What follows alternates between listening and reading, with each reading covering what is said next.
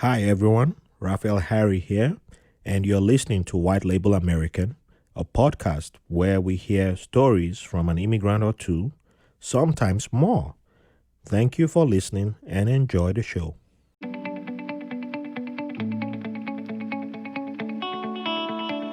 Alrighty, so welcome to another episode of White Label American. I'd like to give a shout out to everyone out there on the front lines, helping us stay at home and making life a lot easier for everybody who's dealing with the lockdown. And those of you who have to be on the front lines, shout out to my neighbors who work in healthcare. We appreciate each and every one of you. And sending shout out to all the people who've been giving us 5 stars and sharing the podcast. Love each and every one of you, and we thank you all. So, introducing today's guest, and today we have a very special person who's based in Atlanta, and yes, one city that I've only visited once, and I need to visit more often. And hopefully, after this is over, I'll be visiting again. My very good cousin, she's down there, so that's one good reason to visit. And I have a bunch of high school mates that we've kept in touch since our days in Nigeria. And so they all live down there. And one of them, it was during her wedding that brought me to Atlanta. Oh, really? Yeah, there are a lot of Nigerian community here is very big. Yeah. So that's what I found out from the airport. Because when I couldn't find my way around at the airport, the lady walked up to me. I was like, "Yeah, where are you looking? What are you looking for?" I said, "I'm looking for this gate." And she said, "Yeah, I'll help you out." And I was like, "Why did you help me?" And she said, "I can tell you now." Nigerian. Yeah. What? It's on my face. She said, "Yes," but she wasn't even Nigerian. Oh, really? But you could tell. Yeah. You could tell from my face, and I was like, "Ah, dang! I need to hide. I need to change." Listen. But anyway, today's guest is Lewinale Havette. I almost missed it again. Lewinale Havette is an Atlanta-based Liberian artist who gained knowledge of the socio-political and aesthetic intricacies of the world by being exposed to various places, cultures, and beliefs. Her art, like her life, debunk the historical power structure systems that had previously surrounded her. Her visual work integrates her training in dance, visual arts, with a quest for knowledge through intellectual questioning the liberal, decadent sways of her adopted land and the legendary mythical authority of her native land. Lewinale's devoted art practice yielded exhibitions with Massor Museum of Art, the Rome Art Gallery in Italy, Art Basel Miami, Mint Gallery, among others. So I know I left out a whole bunch in the introduction, but we'll cover those as the episode goes further. So welcome on the podcast, Lewinale. Thank you for having me. It's my pleasure to have you here. So, can you introduce us to the city of your birth and your what childhood was like for you? Yes, so I was born in Monrovia, Liberia. I'm sure a lot of people have heard good and bad things about Monrovia. I was born in 1990 in Monrovia, and it was during the heat of the Civil War. I was born about a month or so right before things got really crazy, but I still stayed there long enough to experience a lot of things that a child should never have to experience. Childhood for me then in Liberia was good and bad because of the war, obviously, but good in terms of the people, the authenticity of the people, the food, of course, the weather, and just a lot of things that I was taught. When we moved to the Ivory Coast, not too long after, life was a lot sweeter for me then. So. So when you moved to the Ivory Coast, was that in a refugee camp? No, luckily for us, when we moved to the Ivory Coast, my father got a job there as the head pastor of a church that was in Plateau, in Abidjan, and it was one of the largest international churches in the entire Côte d'Ivoire and a lot of West Africa. And so luckily we moved there and we were able to start, a better life um, after then. So That's good. yeah. So, what was your favorite childhood memory? I have so many. Do I have to just name one? You can name two. Okay, I'll try to stick to two. Um, I would have to say it was one of them was having the opportunity to leave Liberia and experience a different kind of African culture, which was the Francophone Yeah. African culture. And I got to see people who dressed differently, people who believed differently, people who were more comfortable with their bodies, with their music, with their art, just more open. So even as a young girl, I was able to see that and appreciate that and learn from that. So I would say that was one of my favorite parts. The second favorite part would have to be the way in which Africans celebrate, just being able to experience that and be among that. I remember New Year's Eve was a riot, like there would be people out in the streets with fireworks and, the street food vendors, and you could smell the roasted meat and, and just really pure, authentic happiness, that would be, my second. It's kind of a complex answer, but I think you see what I'm talking about. Of course.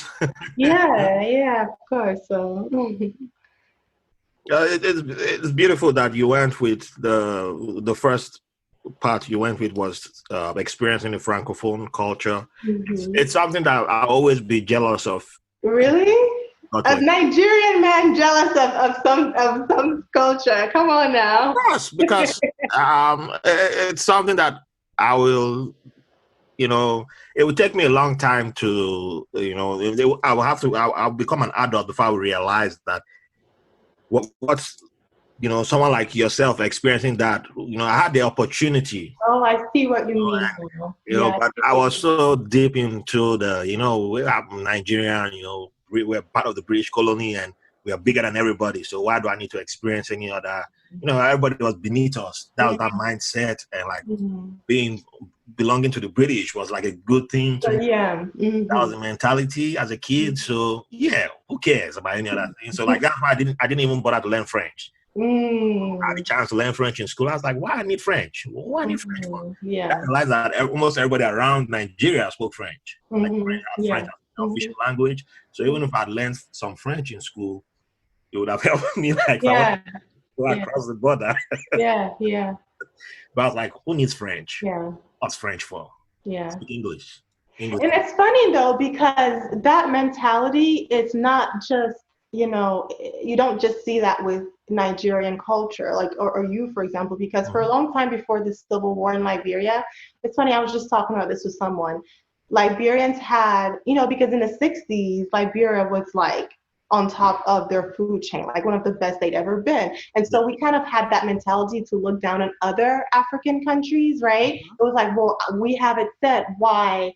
Blah blah blah. Why do we have to learn about the way these people eat or these people dress or all of these things? And we took pride in being belonging or being descended from America, right? Exactly. So we didn't take pride in dressing in our traditional African prints and things like that. The war was really an eye opener for us. Mhm. It kind of forced us to. So that mentality, yeah, I kind of, when you say that, I kind of know what you're talking about. Yeah, because I remember because there were some Liberian refugees in a high school that I will end up when I got switched to a public high school when Yeah. things would change with our family. And when I arrived there and having two English first, my first and last name were English, Yeah. and I'm in the western part of Nigeria, a different region that I've never lived in. People are like, "Are you Liberian?" Yeah.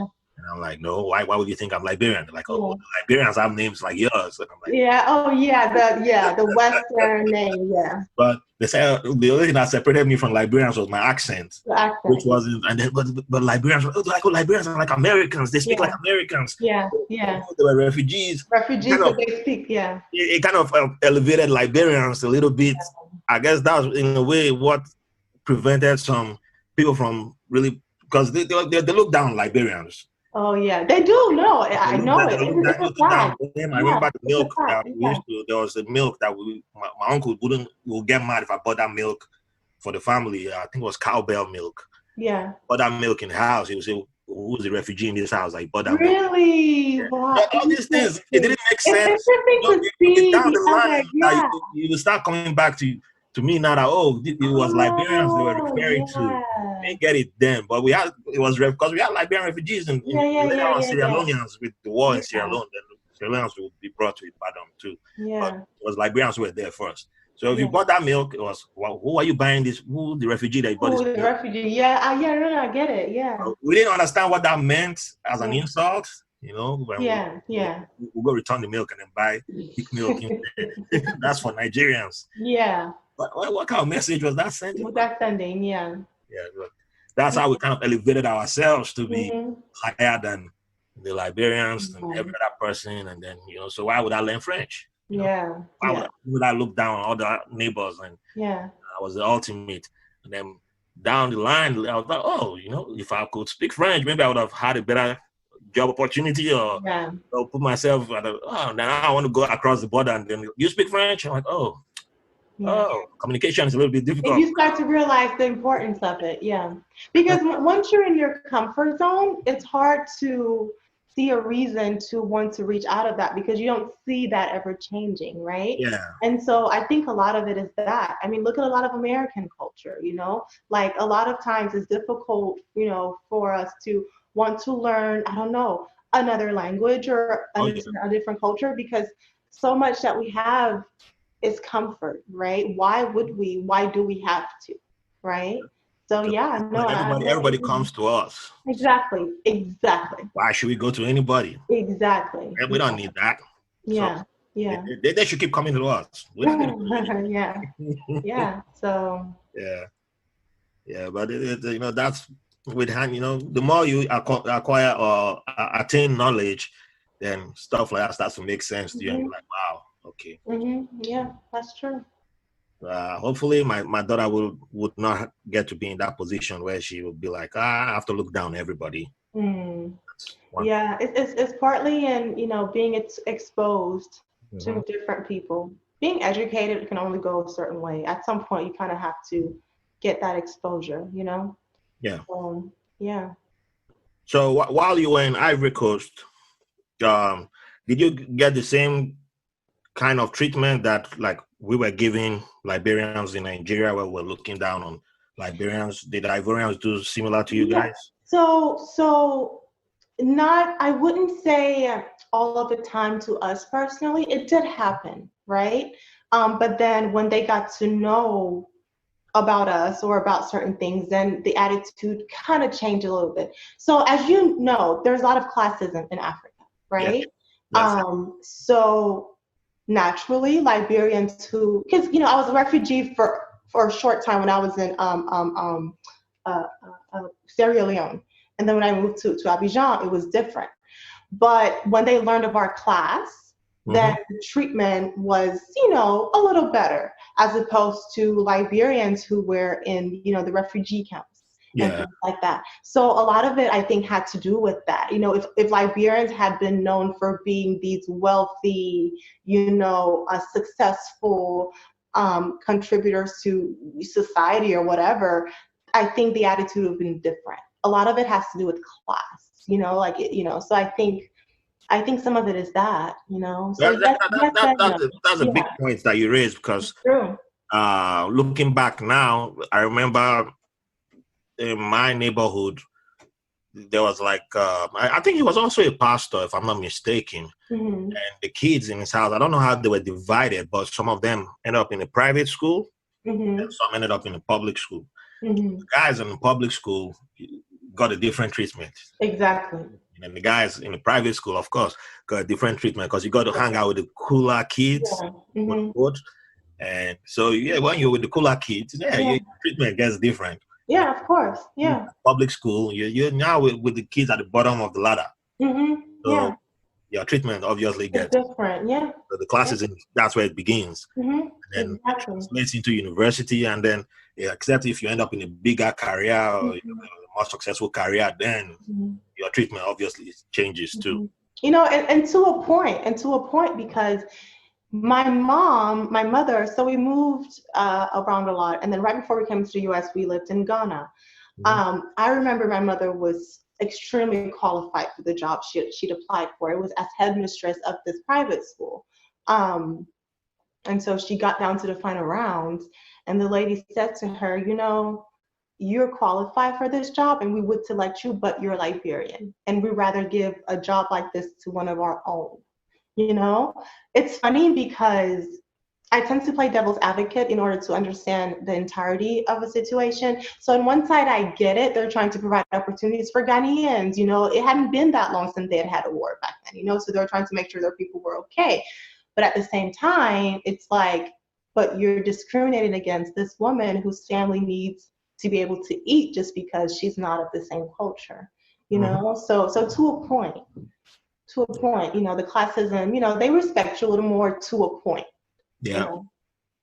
So yeah, but at the same time, if you listen on the radio, you know, I was pretty young. I was a teenager. Like I remember more of Sierra Leone's civil war when they were debating on the radio and they were talking about refugees and like remove Nigerians who were over there. We're talking about their experiences. And when they talk about, oh, but should we bring Sierra Leoneans over here, you know, and all that, and they're like, what would they do? How would they survive? You know, how should our government provide for them? And, you know, people start talking about, but if you just leave them in the camps, you know, how would they, you know, how would they make a living? And stories like what your mom went through also happened in Nigeria. Wow, and yeah. There are people who would now say, okay, well, for something like that, I can give you a job, but you know, you have to go the extra mile, which is, you know, madam, I can give you the job, but you know, okay, meet me at the guest house. Meet me at my so they'll like, yeah, I know you're qualified and everything. Yeah, but if you want it, yeah. If you really want this job, then give me your body.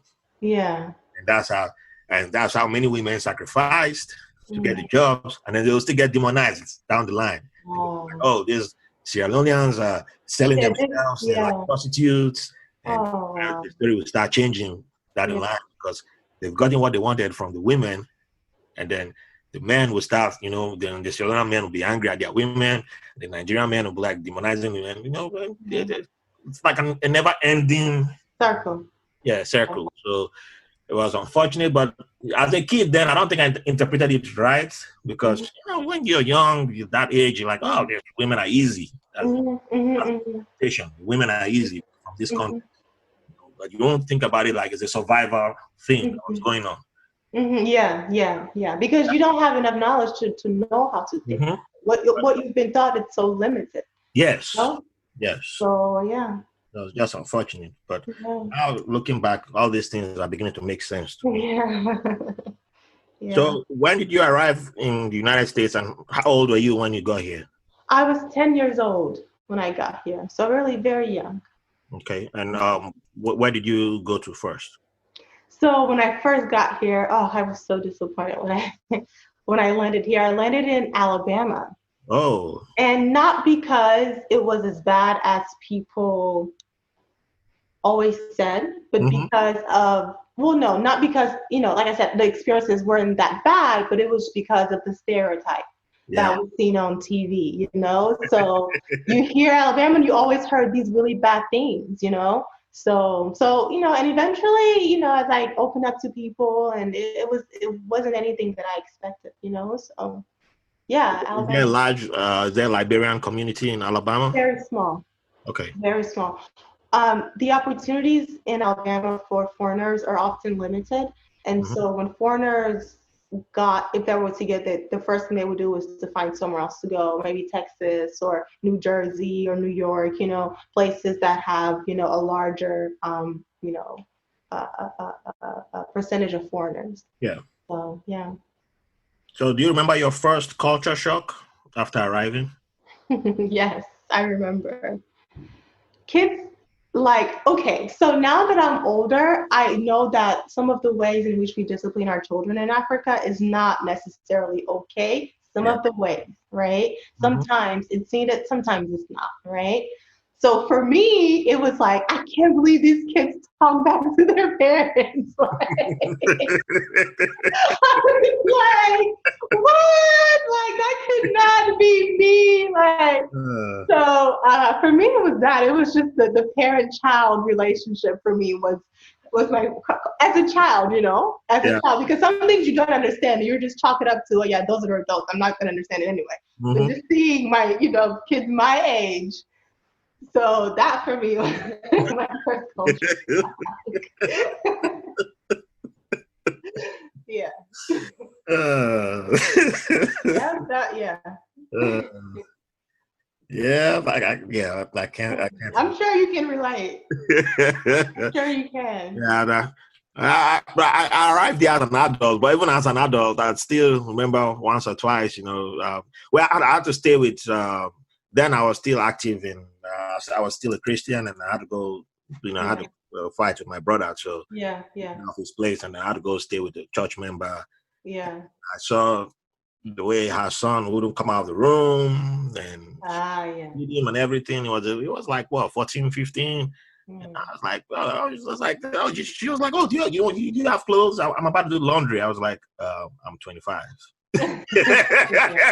Yeah. I was like, okay. I was like, okay, I can give you my clothes, but I'm not going to give you my underwear. Right, yeah. There's no underwear. I think she asked me, goes, no, you don't have underwear. I was like, well, why you go wash my... because in our culture, it's like... I think I've even forgotten about that, because I never mentioned that on my earlier podcast episode when I was talking about the show.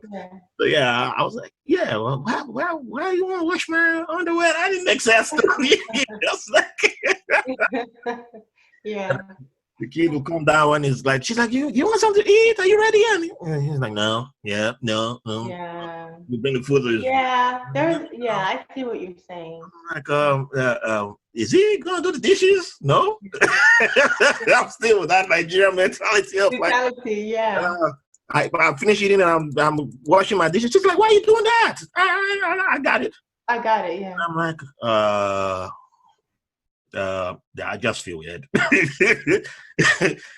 Even my woman now, she tells me like, yeah, she'll do the dishes. I'm like, nah, if I cook, the dishes is gone. Once I finish cooking, I'm doing the dishes. See, that's funny. So did you learn that from in your family to like for as a man to cook and do the dishes and things like that? Like, so it was I was the youngest, so you had no choice. Okay. You got dragged into the kitchen. Either you got dragged by the ear, or you got told. You got told once while you were playing. I'm out there playing with the boys. I'm playing my soccer, and then you get told once, and I'm like, okay, in 5 minutes. Yeah, your 5 minutes gets turns into 15 minutes, and you get that warning, and then the next time you don't get a warning, you just get someone just gonna come drag you. There's a large gap in age between myself and my siblings. So my closest sibling was 11 years ahead of me. So yeah, they could easily whoop me and all that. So even like the first time I cooked, they just called me and come into the kitchen. I came to the kitchen, slice the onions, slice the tomatoes. That's interesting because and this knife is big. I'm like, it's too. I hold the knife. They say yes, slice it, and I'm like, okay. I'm afraid. I'm shaking, and it's like, okay. Then take the beans, separate all the stones from the beans, the black-eyed peas, and make sure there's no stones. All right, you sure there's no stones? Say yes. Okay, wash it, throw it in the pot. You're preparing dinner for tonight. Figure out the rest, and then they leave the house. Everybody left the house, and I was the only person in the house, so I had to figure out the rest of the ingredients. I see. That's how it's interesting because and I don't know if Nigerian men are more this way, but I know like the way I was brought up, and my father as well. My father's father was the women in the kitchen, the men, at work. So it's just interesting, like, which I don't, but it's just interesting hearing from a Ghanaian man, another African man, that wasn't necessarily your upbringing, Well, I think one dynamic with my family is that because I was raised by my mom. My mom, now it makes sense. Okay. My mom is also tied to Ghana. So under the matriarch side of things. and because my grandfather passed away in Ghana, and he was a Rolling Stone, so there's a whole lot of Ghanaian, Nigerian. Like he tossed the coin between Nigerian and Ghanaian women. You know, my family is split between Ghanaian and Nigerian uncles and aunts. So whichever one I want to pick. So that's why I can be Ghanaian or Nigerian any time of the day I want. I have a Ghanaian name, Kojo, because I was born on Monday. Yeah. And so she grew up there, and like when Ghanaians hear my mom speak, they say, "Oh, you have Ghanaian." She has Ghanaian accent, and she speaks Tree and all that. So even though she hid it from me for a long time, and all that, you know, so most of her characteristics is built in the Ghanaian way of thinking, Ghanaian way of life, but she swears by the Nigerian mentality. You know, she just had to be Nigerian to survive when she moved over to Nigeria with a whole bunch of her siblings who refused to stay on the Ghanaian side. So without her admitting it, because she will never admit that she's Ghanaian, she had those traits and used that in raising us in a way. So I believe that played a role in how the men, like the boys, my brother and myself, were taught like the cooking, and like I would have actually been good at making hair. I was really stubborn. I really fought against it. Now that I have a daughter, I'm like, oh man, I should have learned that too. Because no, that's good. No, that's very good. They try to teach me. They try to. Oh, that's really good. Yeah. All that. So yeah, there's little stuff like that came out once or twice. But I know of my friends who had like more girls in the family. Yeah, the boy, like, girls get in the kitchen, boys go, do the other house. So it depends on the family, yeah. It does depend on the family, that's true. So yeah, but I think that was much more clearer. It was some that I think, I know another dude he's from the East. He was the only boy, all girls. I think like 5 or 6 girls, one boy. Yeah, that boy doesn't know what a pot looks like except when he's dishing food. That's it. Never knew what a pot looked like. I don't even think he dished food in his life. Maybe when by now he's married. I think it's yeah. But that's just about it. You don't. Yeah, he never stepped into the kitchen except to get food. That's just it. Because all the girls took care of everything, and they wouldn't allow him cook. So yeah, when we're talking about food, it's like, I don't cook. Why would I cook? You have women. Yeah. So that was it for him. And they were okay with him growing up like that. That was where they taught him. Yeah. Yeah. So it depends on the family. That's true. So now that I've mentioned cooking and food, what's your favorite meal? Nice segue. I don't have a favorite meal. Oh, you asked me this question when I was a little girl, I would have said this, but because I eat, it's hard to pick a favorite when everything is good in a different way, you know? It's like, I like Asian, I like, Japanese food, Korean food, Nigerian food, Ghanaian food, Liberian food. I like everything. It just depends. It just has to be well cooked. So do you cook? Of course. Are you kidding? I just told you my family was like women in the kitchen, men. Of course I can cook. Let me rephrase that question. Do you cook all the foods that you like, or is it just Liberian cuisine? No, I cook everything, every kind of food I can cook. Okay, that's a different thing. Yeah, the thing is, though, cooking is also an art. It's art making. That's true. So I find that people who are creative are usually very good in the kitchen. So yeah, no. I just like food that's very well cooked. It doesn't matter where it's from. That's something I should be saying. And spicy. It has to be spicy too. So. Oh, okay. High five there. Okay. Yeah. On that, I'm 100% in agreement. Exactly. Like even my daughter, she's just 19 months old, but yeah, she's already down with the spicy. Yeah. Oh yeah, that's one way I was like, yeah, there's no need for a DNA test. Because one day I was eating, I made peanut soup. Oh, I just made peanut soup last week or it was like 2-3 days ago. I made peanut soup with meat and I always use goat meat. I prefer using. Oh, really? I have a butcher nearby. Yeah, Nigerians put goat meat in there a lot. So it's really good with goat meat. Nigerians and Ghanaians. Yeah. It's actually Ghanaians that put me on the goat meat. Oh, really? Yeah, the Yeah. Ghanaian place that I normally buy from, they always got goat meat in it. So, Oh, yep, that's my favorite. okay. Yeah. First time my daughter saw me eating peanut stew with the fufu, and Yeah. I made something else for her. She just looked at her food, looked at mine, looked at, she I kept took it. like, "What the hell did you give me? And what's that you're eating? Give me that." See, it's funny because like so I try to at the house, I try to cook every day like vegetarian food, right? Mm-hmm. But when I cook African food, which is like once in a while, I have to have meat in it. It just doesn't taste the same if it if it doesn't have Yeah. all the ingredients, you know? So that's like a little cheat, like and then I feel bad after. Yeah, that's what I told a friend of mine who she's from China, and Yeah. she just became vegetarian. She was like trying to Oh, she encourage me did? to go Yeah. vegetarian, and I said, well, I think down the line I'll probably go vegetarian, but Yeah. when I But make now it's hard. when I make African food, I just gotta have meat in it. Yeah, exactly. I don't know. Yeah, you just have to. It have to doesn't taste the same. Oh. So now that we've covered food, which is a very important part for me, let's move to someone who's very important for to you. So, what does your relationship with your grandmother mean to you, and how does it translate into your work? So when I speak of my grandmother, I'm usually speaking of my maternal grandmother, just to clarify, because I think Okay. sometimes people don't Yeah. know. Because my paternal grandmother's still alive. So I never met my grandmother. She died at 45. I think she was either between 42 and 45. She was a victim of violence.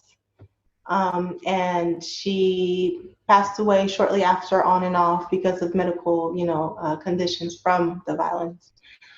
And from what her children say of her, um, she sounds like she was a magical woman, like she was one of the most beautiful women, in the villages in the town, and she was just so warm and she was just welcoming. And whenever, there would be people or children who didn't have parents on the street, she would like welcome them in and, take care of them, and just a really pleasant human being. And when I hear about her, I feel a few things. One of the things are, just the need to know more about her and really hear it from her mouth, but also a sadness because I feel like her potentials weren't realized. Yeah. What would have happened if she had been placed in a better environment? Mm. Um, and so when I think of her, a lot of my pieces are kind of influenced by stories I've heard of her and some things, similarities that we may have. I combine them and I put them in my work and things like that. So my relationship with her kind of symbolizes, this appreciation and this wanting to know more about this powerful female figure that I never got to meet. So yeah. So, so from the sounds of it, she was a mother to all. Mhm. And so she was a mother in the community, Mhm. not just a mother in the sense of just being the average mother. Biological, yeah. She was someone who, despite her young age, she was someone the community looked up to. Mhm. Exactly. Yeah. From what I'm hearing, and Mhm. that reminds me of some of the powerful women that we have had, whose stories we've not always been Mhm. able to acknowledge, Mhm. because unfortunately, due to the way the system works, we've always been told about the men, and Mhm. once in a while, then a story about a woman who played an active role, be it Mhm. for the fight for independence or for the fight with climate change, or even way back in the days, like against the biggest defeat the Roman Empire had in the history of Roman Empire was against an African woman. Mhm. Um, Mhm. Queen Ameratu, I believe, Mhm. in the Ethiopian area where you have Ethiopia, Eritrea today. She whooped them so bad, and Romans documented it. But when you ask people, most people talk about Rome fighting every other person except this woman, yeah. except this woman. Nobody talks about that. Otherwise, Rome probably would have taken over most of Africa. Rome was making a march into Africa. They knew Africa existed. They knew the area existed because there were black people in the Roman Empire. Blacks were there. It's not like black people were not existent there. And she whooped them so bad that they signed a peace treaty. Said, all right, we'll stop. We're not making this move anymore. We'll go back. And they turned back. And nobody talks about that. She doesn't get movies. She doesn't get any acknowledgement. There's nothing. It's just silent. You have to go dig deep for that. And you start seeing that right from time. So many black women have been making contributions, and we just don't hear anything about that. And and it's only when it comes to like just when it's time to just talk bad, like black women don't care about men, black women are bad, black women are this, black women. Then it's like, wait, why is it like that? Even up to like Fela, his mom is one of the most powerful figures we've had in Nigeria. And his mom was killed by the Nigerian government. But his mom, like the only thing I remember from our school books back then in social studies was that Fela's mom was the first woman to get a driver's license. That was all they just put. That was all they wrote about her. But she was an activist. She played a larger role, and she was one of the people that added the fire into Fela. And when Fela started his movement, and which I've forgotten the lady's name, he got his education in civil rights, and that made him be the Afrobeat fire that would light up in him. He got it in America from a black woman. Woman added that fire into him, and then he brought it into Nigeria. But his mom was also one of the women who he had in his life already playing that role model to him. So he had like two women bringing all that fire together, combining. And he could, he had women around him. That's why women were very important to him. Life. And yet he was a lover boy too, but that's not the important. People would rather focus on that, but that was not. Of course. The man, but people like the drama. And when you see all that, and we see all the roles women have been playing, like even my mom, we don't have the best relationship today, but for the things she did for our tribe, she was one of the first women to get a master's degree, to attain that education level. Her marriage wasn't successful, but she still helped a whole bunch of people from our tribe get into jobs that made them successful enough to take care of their children, move on to the next level. And I remember, was it 2002 or 3 when she visited after being in the States for a bunch of years, and there were people running to come visit her. These were high-ranking people in government. Oh, without your mom, I would have never made it into university. She paid my school fees in this year and that year, and this. I was like, by then I was been homeless for some years. But, if you need any help, come with me. That was a lie. They didn't want help. But it was just a show off in front of my mom. But they were coming to thank her. But I was like, wow, this goes way, because I knew she sponsored the whole family. I knew about that. But so I'm just bringing all that up just to show that there's so many women around whose stories we don't, get underplayed. And they hold the community in, especially when it comes to like Africa, they hold the community in so many ways that gets undervalued. But as soon as one man does something, people are like, we just take it and run to the next level. Now, I've met people here and they say, oh, well, I love your accent, brother. Where you from? I was born in Nigeria. Oh, Dangote is from there. That guy is the greatest. I love that brother. So, I get what you're saying, but you do know that he's in bed with every Nigerian government. He doesn't have no Nigerian government. There's no fight between him and the Nigerian government. They can be killing other people. He doesn't say anything. You understand that? Yeah, but he's a rich black man. I love rich black men. It's okay. That's fine. And I walk away. Like, you don't love him? I said, no, I don't. Because we don't share any value. There's nothing. He doesn't stand for what I stand for. So I don't have to praise him. I don't see anything to praise there. But I would rather praise the market woman who I know has put through 15 children in her community through university without one day in school and has changed that community, and she doesn't get any praise. And she will never have a movie made about her. She will never have any awards given to her. She will sit down in the rain, in the sun, in the shine, everything, every weather, bad condition, good condition. She gets harassed by the police. She gets harassed by every authority. And nobody gives any recognition. And they're like, oh, well, yeah, but Dangote, I said, oh my God. Because if that woman had been saving all her money, instead of putting 15 children who were orphans, 15 children who have been abandoned through school, giving them an education, that woman would probably be a millionaire today. People don't realize that. And there are many people like that. There are many like that. If you look around various African countries, you'll find many women who've done stuff like that. Yeah. And in today's money, they'll be multi-millionaires. Yeah. But they sacrificed and said, no, this child deserves better. They find a child who's been abandoned in trash. Go find out. You see many stories like that, and they save them. And nobody is just like, oh, we should. No. Nobody.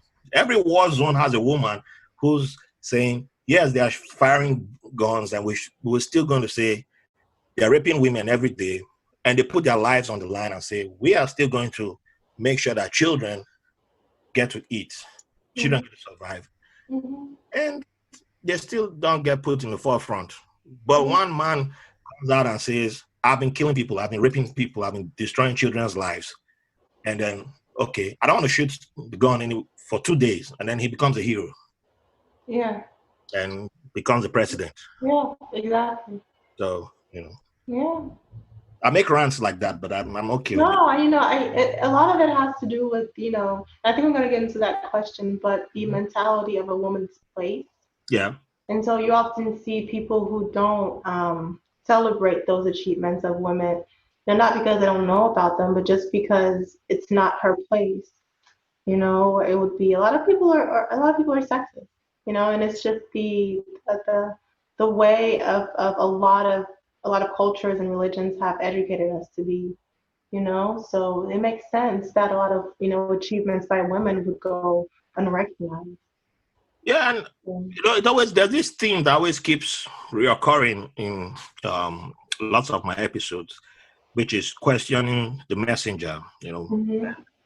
We don't always, there's this fantasy of, back in the days, it was so easy to just blame the women, like, oh, we did not celebrate women's bodies, although we all loved women's bodies. Excuse me. At the same time, we're like, oh, we all love the woman's shape. And then at the same time, we're like, cover your body. And then when I start looking at the traditional outfits when it comes to ceremonies, I'm like, yeah, we love showing our bodies. Exactly, we do. It's our culture. We've always done that. And then somebody will complain like, why are they wearing bikinis at the beach? What is that? It's not African. It's not. Yeah, a lot of it also comes from religious influence. Exactly, and they're like my good friend who appeared on the podcast earlier had said when she was talking about DR Congo, and she was saying back in the before the independence, like around after independence, DR Congo there was a lot of life, which was people were extra and enjoying their life, and there was fashion, and they still, I've forgotten what the word they call it in Congo, where they dress extravagantly and le sapeur, is it a sapeur where the men are like extremely it's a French word, it's called a sapeur, and what it means is people who dress extravagantly. So she referenced that, and then they come out on the streets and all that, but it was about having fun, and then all of a sudden there was a reversal, and then the adopted religion became the culture. And the culture got pushed out, and religion now was the main culture. No longer, for having fun is out the window. and they ran away with it as religion is now the culture. And in Nigeria, you saw the same thing. Religion is now the culture. But when somebody passes away, then you now see them like, oh, we're going back to the original culture. Want to celebrate the original culture, like so. It almost became like a fashionable thing. Yeah. Yeah. Yeah, and to some extent, I'm not saying that for everyone because hey, I come from a religious family, so I can't say that because that's not always true. But I do know it's almost like the educated thing to be is Anglo-Saxon religion, Christian or, I'm sure in some countries it's probably Islam. I don't know. But yeah. I've seen it from both sides because yeah. study to be in both environments, and I've seen where it's like Christian married Muslim, and there's always an interesting dynamic to watch. And it's still the same thing, except for when you see where they've started asking the questions like, okay, when did this both religions are foreign, and until somebody starts admitting that they're foreign and don't belong to the traditional culture, because okay, like where I was raised was that traditional cultures were demonic.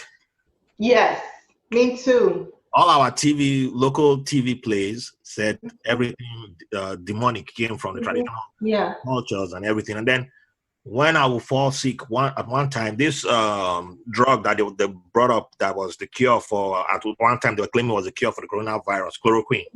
I'm one of those that had a bad reaction to chloroquine. Like for 3 days, I was itching, my whole body, I can't sleep. Yeah. Over. And using every sharp object to scratch my body, down naked and all that. So I was getting tired of taking chloroquine if I had malaria. So I was like, okay, my aunt from the village came to visit, one of my grand aunts, and she was like, why are you guys punishing this boy? She knows the herbs to get. But who has been associated with using herbs is the traditional witch doctors.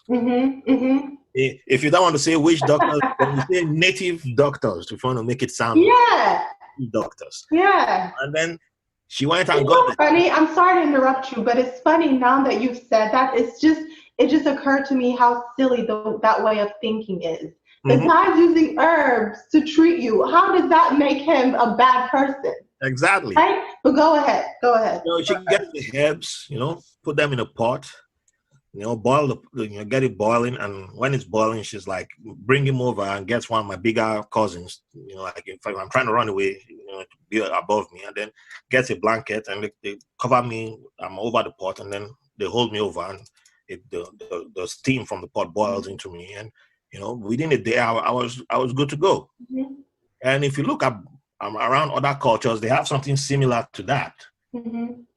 For similar ailments where they have herbs where you can put together. Natural remedies. Natural remedy. But it's been demonized because people have adopted foreign religions that did not belong to those lands. Like, oh, this is not the way to go. And even in stuff like an episode I just recorded, I think last weekend. Well, we brought up mental illness. Even mental illness. It's something that we had recognized a long time ago. Many places recognize it as a problem, and we're treating it. Then foreign religions came in, and some kicked it out the window. Some say, you got to change the person, and we'll flog it out, and we can put it out. And it became extreme. Now in Nigeria, you have places where they lock people in the name of treating them, and they're being abused. Oh wow. If you have your child, like now they've turned it into where there's mental illness treatment for people being officially the ones with real problems, and the ones who like you overseas, like you and I, and then we are exhibiting traits that our families do not like. Like therapist, like a therapist. Oh, just like our behavior. So let's say like you and I, we belong to LGBT, which is like a big frown. Yeah, in Nigeria. Yeah. Our families are like, okay, you know what? We're gonna go on vacation to Nigeria. And then when we go to Nigeria, they're like, oh, let's go visit this imam or let's go visit this pastor. And then that's a way of to trap us in those compounds. They leave us there. We are chained up and they're flogging us until we Are you serious? Yeah, and sometimes people escape, then they get the police. If it's the one that cannot pay the bribes, then the police will raid those places. If you check on the news, they've been capturing, closing down compounds like that. There was a guy who spoke to the news at, I think it was about last year, they closed one of them. And the guy who was locked there, his sin that he committed for his family, they said it was because he went to the UK for school and he married a white woman. Are you serious? Yeah, he was from a Muslim family. So, and he was like, and so that he was. Yeah, so he was supposed to be it was like a hardcore Muslim family. So like they expected him to come back and marry, I guess they had to arrange the wife or something for him. And he broke the whole code and went and married someone else who he wasn't supposed to. And probably married a non-Muslim. So I guess they got him to come back. And then, because when this guy is talking, he sounds eloquent and everything. And I was like, wow, they put him there. And yeah, they were kids. And that's the crazy thing. They were adults, kids as young as 3 or 4 or 5, all chained in the same room.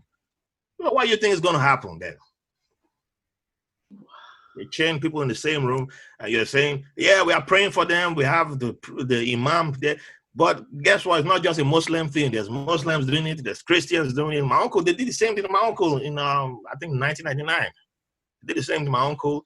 But I was a teenager then. I didn't understand all this, but I was so hardcore in the church. Jews. That's human rights. But he was telling me, he told me that after we left him at the church and we drove off, they chained him. He was chained for 3 days. So he had to play along and claim, yes, I'm receiving. He said he was being beat up. And after he started saying what they wanted him to say, then they unchained him and then he jumped over the fence and ran away. And when I saw him and I was like, oh, but you should allow them pray for you and all that. I was still telling him to go back to where he got beat up. Because you didn't understand. I didn't understand. I was looking at him like something is wrong with you. Yeah. He's telling me that he got beat up there. Why would he? That dude did not want to hear anything about Jesus. He didn't want to hear about religion. He did not want to hear anything about. Because he looked at you like something is wrong with you. You're the one who's crazy if you're going to tell me about Jesus or Muhammad when you people are using whips on people who need help. So why would I come? No, don't come near me. But I was still telling him to go back there. I remember telling him that. So it was like 1999. And then now it makes sense to me when I start seeing all these things happening and they're capturing people. But I know that there are bigger churches and bigger Muslim organizations that are getting away with it because they have more money.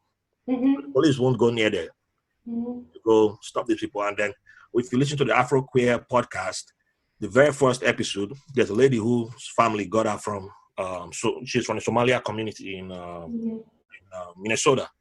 And she went to visit her family. Her dad got deported. And she went to visit her dad in Somalia. And they did the same thing to her. She was trapped in a place like that.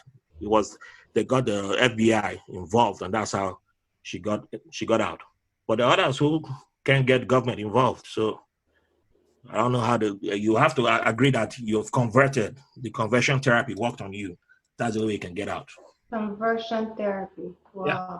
So it's just. Yeah, they had similar, because I think I don't know if it was just in the South, but I know like some time ago, they would have similar camps, like for LGBT youth, like these hyper-Christian families would send their children there. And it's pretty much, I don't know about the violence part, but it was the conversion therapy thing where. Yeah, I think they still have them going on right now. They still do. That's insane. Yeah.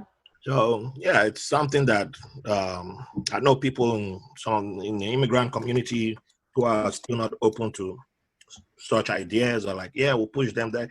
And when some meet me and they're like, how can you be cool with people being gay? I'm like, do you know that we've always had gay people? Yeah, exactly. It just fell out of the sky and started. And how does that even impact your life? How does someone's choice in who they want to love, how does that impact your life? And that's the thing. Like, why do you make people's decisions to live their lives the way they want to live it? Our problem, And that's why, how can you be okay with this? It's not my right to decide to be okay or not okay with it because it's not my business. So it's yeah, it's But interesting. I always see it tying to, because it always starts with like, yeah, we should oppress these people, and then from there it ties into like, yeah, but women shouldn't be in this space too. Yeah. Because that's like the next step. It's Like, okay, always, it keeps we've going. dealt with the gay people now, so now let's focus on women.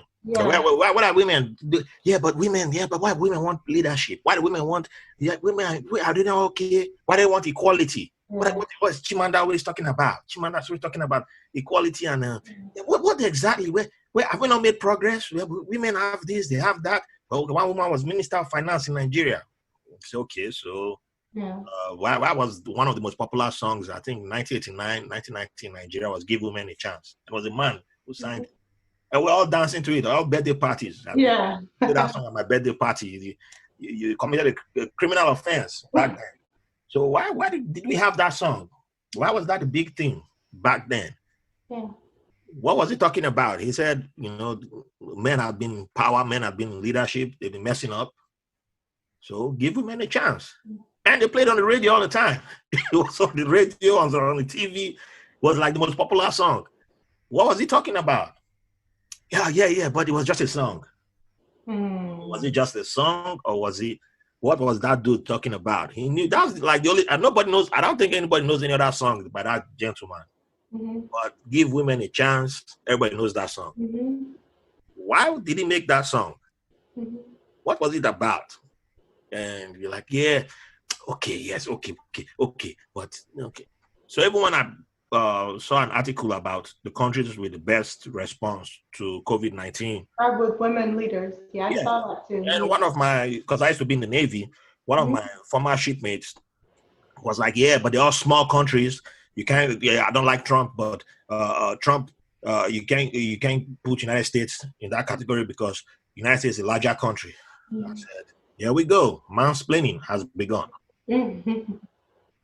Because you all will look for an excuse to say, yeah, the man messed up, but it's because I said, no, if a woman was in charge of United States or the UK and messed up, what would you say? You wouldn't be saying, oh, it's because it's the large country, it's okay, right? And by the way, Germany is not a small country. Germany is a large country. Oh, yeah, but, and I'm like, yeah, whatever. You just got nothing else to say. So that's how I shut them down. And, Yeah. Let's move on to let's continue with you though. Spell out. So where was I, by the way? Yeah, I forgot a little bit. So at what point in your life did it dawn on you that your destiny involved creativity and art? Did it all take shape at once, or was it a gradual evolution? Oh, since I was little, since I understood what putting a pencil to paper meant, I remember I would, I was at Ivory Coast, and there would be people who were like, in a class of older kids, and they would always have like these art competitions, and they would always win because they were older and they had more experience. Naturally, they were more talented because they'd been practicing for a longer time. And I remember as a little girl, I would always think, I can't wait to beat the oldest kid, in this art competition, not really knowing that that's what I would end up doing, or that's what would be my, I guess, calling, you can say. But it was what I was drawn to. And if you're drawn to things naturally, that naturally means that that's where you're supposed to be, The body doesn't lie, your senses don't lie, And so I've always, so since I was a little girl, I would say maybe I was 6, between 5, 6, 7 years old. Yeah, so this was before you even came to the States. Yeah, this was way before. Yeah, you're right, though. The body doesn't lie. At all. Well, I never listened to mine, though. It makes life easier when you listen to it, my friend. Yeah. I mean, way back in Nigeria, I was like, I said I was going to study mass communications. And then I was like, I don't know if I'll be able to pay rent if I study mass communications. I don't know if I'll be able to survive. Yeah. You start talking to your fellow people in the bubble, and they're like, oh, man, but all Nigerians, we're supposed to like buy house, buy cars. Depression, societal depression. The thing about it is that what I've learned from meeting different people, as when you're an artist, you're fortunate to get to meet people that you wouldn't otherwise meet. Especially at my age, these powerhouses, these forces of nature. One of the things that these people have in common is whatever they liked doing, whatever they were good at, they made it a business and they were relentless, right? So if you like doing something, there's almost a higher chance that you succeed in it, other than something you don't like to do. Yeah. That's true. That's not true for everyone, but it's true for a lot of successful people that I've met. They are successful in what they do because they enjoy doing it. So I don't know. I think that applies for a lot of things.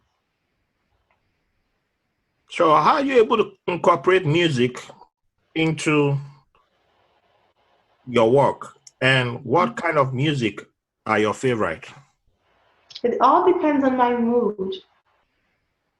I can listen from anything to, traditional Liberian music to Ghanaian music to, hip hop, Tupac to really, I don't have a favorite anything just because I see the beauty in a lot of things.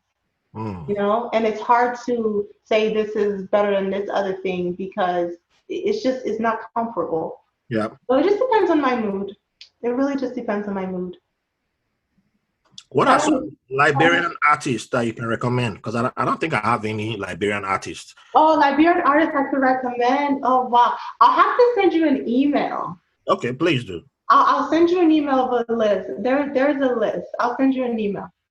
Because I just realized I don't think I have any Liberian. Yeah. But the thing is also, I feel like Liberians are trying to make music like Nigerians and Ghanaians now, just because that's what is popular. So, you hear a lot of very talented rappers. They try to copy, I don't know what this new rap is, where it's kind of sing-songy. And you're like, but you're just doing that because you want to sell, not because that's authentically, So you see a lot of, not all, but a lot of Liberians do that. And I don't like that, So I'll have to send you some authentic stuff. Yeah, send me authentic stuff. I'm down with that. Yeah. I just haven't. I think I probably. I'm trying to think if. I'm trying to recall. I think it might be. There might be Sierra Leoneans. Probably early 2000s. They were part of a group. I don't know if they were all Sierra Leoneans or if they had a Liberian in that group. They had a hit song in Lagos. Oh, okay. I think, but it was in Yoruba. Okay, yeah. But, interesting. Okay. Yeah, I can't. I'm trying to recall. I have to look up the group's name again. Yeah, send it to me when you find it. Yeah, it'll probably come to me down the line, but then I'll send it to you. Okay. So, has there been any pushback to you for not shying away from embracing the sexual form of a woman, especially the Black woman? To be honest, no. Okay. No, I think I'm fortunate that hasn't happened, and I'm hoping it doesn't happen. But I also think that this may not be true in every case, but the more people understand something, the less likely they are to push back from it. For example, a lot of those people you probably encounter who believe that a woman's role was not in the spotlight of leadership are probably people who have not yet seen that in their families. Yes. Right? So when you understand the situation, you tend to, accept it. So I explain, when people ask questions, I'm very clear on my message and I'm very clear of the purpose. And, that may not be the reason why I haven't gotten pushed back, but, I haven't. I don't know. I don't really know why. But yeah, that's a very big point that you made there about people who haven't experienced women in leadership in their families. Yep. Yeah. Oftentimes you fear what you don't know, hence racism, hence sexism, hence homophobia. Oftentimes you fear what you don't know. A lot of this comes from people who have never seen a gay person. You know what I mean? Only seen one on TV. So yeah, I think a lot of that is just. And a lot of people who on the like the homophobia side too are closeted gay people. Yeah. Oh yeah, that's That true. There is don't know that. how to Yeah. come out or like afraid of reactions that Mhm. they receive, so they go overboard Mhm. with Yeah, reacting. trying to prove that. Yeah, that's true. That's a good point. Yeah. That's true. So, what's the familiarity with the matriarchy system? Is it quite popular in Liberia? Mhm. Because I know in Ghana, lots of the cultures seem to have a form of matriarchy Mhm. being practiced. Although in general, patriarchy is still the system of the day Mhm. overall in Ghana. Mhm. But like if you go down into like the ethnic groups, Mhm. they all seem to have some form of matriarchy. Like when it comes to succession, Mhm. matriarchy in there. If you ask my mom, she will say women own the children. Mhm. So when it comes to paternity issues, the man doesn't have a say. It's like the children go to the women. Mhm. So is it similar in Liberia?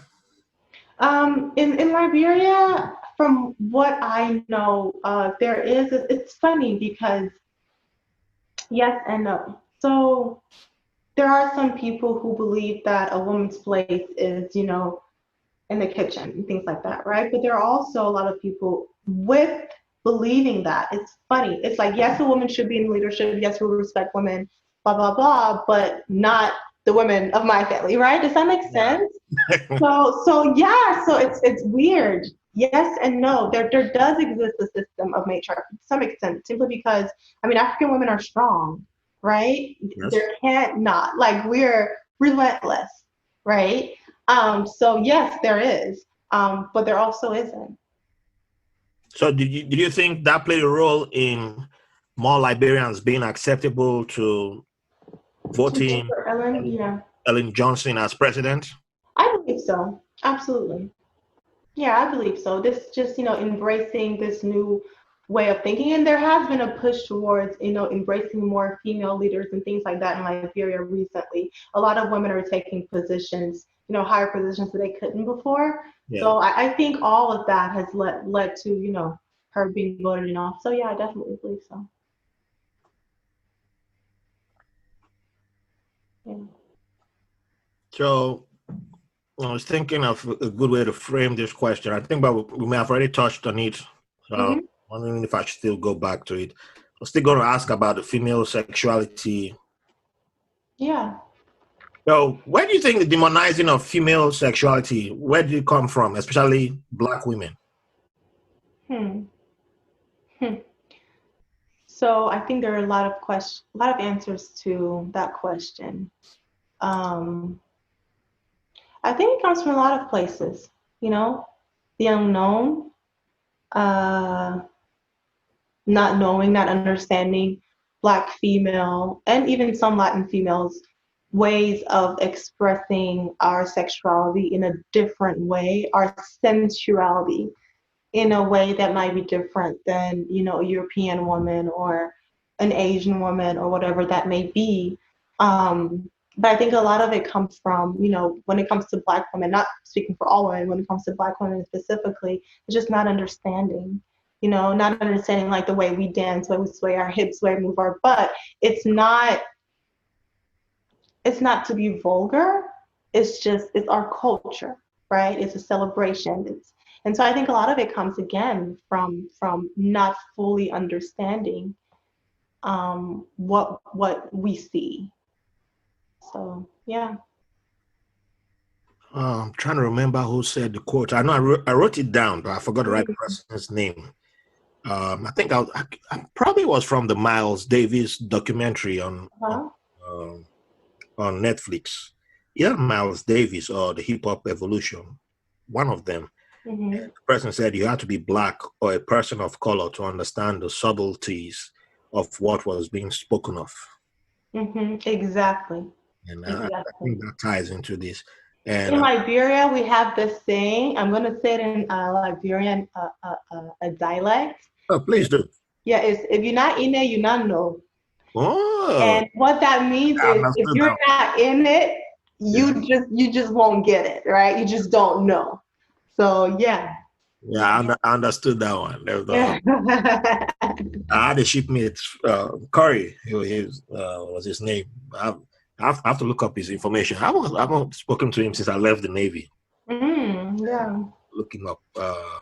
Cool dude. Yeah. Every once in a while, he will speak that to me, and then I'll speak Oh, really? Nigerian pidgin back to him. He understood Nigerian pidgin, so Yeah. that was my way Yeah. to get into Liberia. I was like, I never had Liberian speak before, but keep going, keep going. Yeah.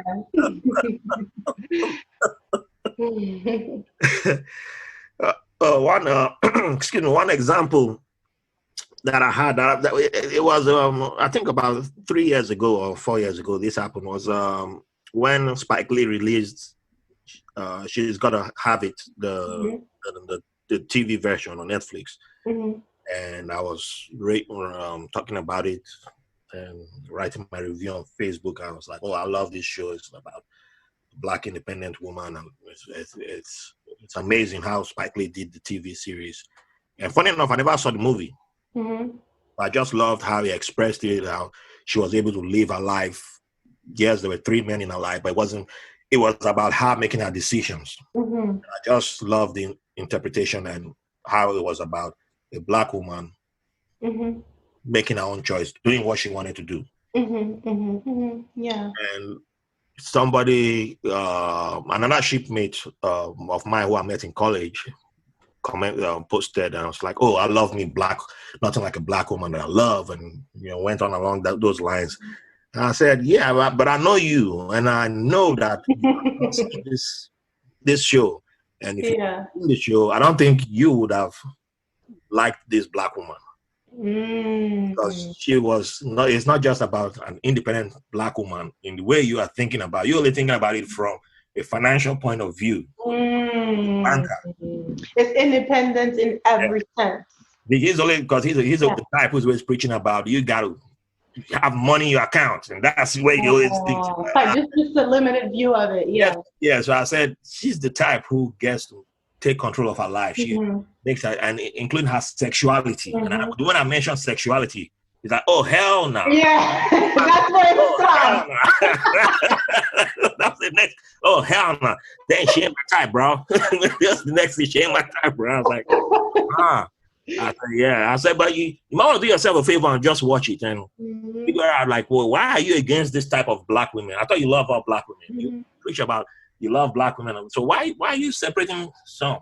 And then he tried to hit me with the, you're not married to a Black woman, so why are you gonna love Black women? I said, yeah. Then they flip it on you. Yeah, they flip it on you. Yeah. It's also limited understanding. It's limited understanding because it's okay. So if you are in this relationship with this type, there's no way for you to appreciate, respect, and love this type, which is not true. So it's limited understanding. Yeah, that's why I was trying to tell my good friend that. I said, girl, God, you can love Black women, and she's the daughter. She's a multiracial woman, but she identifies more with Black, which based on the American system, it forces everybody to be like that. And I said, there's nothing wrong with that. My daughter is in the same category, and I know she will be seen as that, but she still gets to identify with her. I teach her about that too, but I also let her know that America will see you as a Black woman anyway. Exactly, regardless. That's true. Yeah. But I told her, like, you don't have to just say, oh, I'm Black only, and I won't talk about my Irish side. And when you release photos, you post photos on your social media, people will be like, oh, who's that white guy? Like on Father's Day, like, I love my dad. But who's that? Conflicting messages. Like, oh, don't tell me that. I said, okay, well, I'm just pointing it out. Like, you love your family. You can love your family. You love everyone. Exactly. But No, that doesn't mean you don't love the black woman. Like, Exactly. you're Yeah. just making it complicated for yourself. Exactly. Yeah. Yeah. But when people haven't experienced things, they don't, they tend to make conclusions about what they think, Yeah. So that's Which just, is unfortunate about the system that's made it for everyone. yeah, exactly. So, what, in your opinion, makes good art? Wow. What makes good art? A good story. Hmm. A good story. I think once you have a good story, the possibilities are, it's just a matter of getting the materials to best say what you're trying to convey, So I think a good story makes good art. Hmm. And that's in any form. Uniform. Cinema, painting, photography, dance, anything. You're right about that. When I think about it that way, It's true. It's simple, huh? it's It's simple. simple, and I know that because for the longest time, it took me. I had the technique. I knew what to do, but I was trying everything because I hadn't constructed my story. And for the Yeah. longest time, it really took me. It took me some time to really, examine my dreams, examine the things that I thought about since I was little, and just really sit down and put it on paper. And that's what helped me become a better artist, was just really understanding my story. So That just reminded me that I should have asked this question a lot earlier. How did you officially get started as an artist? oh, what's officially? Like, I don't know the right terms to use. Is it like is it an exhibit? Is it when An you exhibition. Okay, if you want to have say an an exhibit that you become exhibition, an artist, or is it when you graduate art school? I don't know which. When is it that you're considered an artist for your type of art? wow, I don't. There's so many answers to that question. So I think I'll say when this may not be right, but I'll say when I think I said, okay, yes, like I'm really, narrowed down into my, my career, things I want to do, I think would be once I had all my thoughts together, had all my stories together, had the techniques down packed, and really had a better understanding of how the art world works, which is a continuous learning process. I think that would be when I was like, okay, I have this now. But I mean, that's me. Everyone might be different. Maybe it might be something else. So for me, it was just once I had all of those together, and I was like, okay, now I see the building blocks of. Okay. Yeah. So with that being said, what's an advice that you give to someone, especially somebody of color, who is looking at, getting into your career field? I would say seek advice, constructive criticism, be open to criticism. Be open to criticism, be open to criticism, because constructive criticism is not an attack on your personal self. And I think a lot of artists, we put our everything into our work. We put our emotions and everything into our work. And so it's normal that if we get critiqued by someone who's either been in the art business for a long time or has been an artist for a long time, we tend to take it to heart. But it's not an attack on you. It's just a critique. So I would say be open to criticism, and understand the business of art. Have someone on your team, whether it be your husband, your wife, your girlfriend, your boyfriend, or someone that you respect, that can help you understand and navigate the business of art, because just being creative is not enough. You have to know how to network and talk to people and have a good artist statement, have a good website, things like that. So that would be my advice. All righty. I think that would be a good place to end our part one. Okay. Because I know down the line we'll definitely have another podcast interview with you again. I would like that. And hopefully this time will be when you visit New York after this. Actually, and I need to update my site. I'm talking about websites. I haven't updated it yet. I'm between New York and Atlanta. So Oh, now, no, because my house he is here. We were just looking for a place in New York because our business has grown to New York. So it's really 50-50 after this corona passes. all right. But yeah, no, I'm, on a normal time, I'm in Yeah. New York like maybe, twice a month. Okay. So yeah. So All yeah, right. when we're in New York, we'll definitely reach out. All righty. So Yeah. yeah, most definitely. When it's all over, we'll definitely have you in the studio, and then we'll have. Yeah, because I'm working from home now. I miss my studio too. So yeah. All righty. So to wrap it up officially, what's one word of advice you'd like to leave the audience with? And it could be a mantra that you live by, or um, a quote from a book that you've read, or a quote from a song, or just something you want to leave the audience with. Yeah, I'll say, and I'll just say this because it's something that I've been focusing on lately is be easy with yourself. Don't be so hard on yourself. Hmm. Ever. Yeah. That That's works it. like this too. It's simple, but it's effective. It works. Yeah, that's what I like about you. You lots of the gems that you keep dropping. They seem. I keep dropping gems. Thank Yeah. you. Thank you. You're welcome. Oh, thank you for being on the podcast. It's My been a pleasure pleasure. having you. I know your plugin will be a website, so just go ahead and drop it. And if you have any other Okay, plugin, yeah. go ahead. Yeah. My website is lewinale.com. That's Lewinale. So it's my name.com. Yes, and I'll add it to the show notes. And please check out. Can you follow you on Instagram? Yeah, same thing, my Yeah. name. All Yeah. righty. Thank Just you so much, on Raphael. Instagram. Oh no, all thanks goes to you. It's been my pleasure, and I enjoyed this episode. And looking forward to seeing you in New York. Likewise. Have a good one. All right, you too. Okay. Bye-bye. Thanks for listening to White Label American. If you enjoyed the show, we'll appreciate if you rate, review, and subscribe to the podcast wherever you get your podcast from.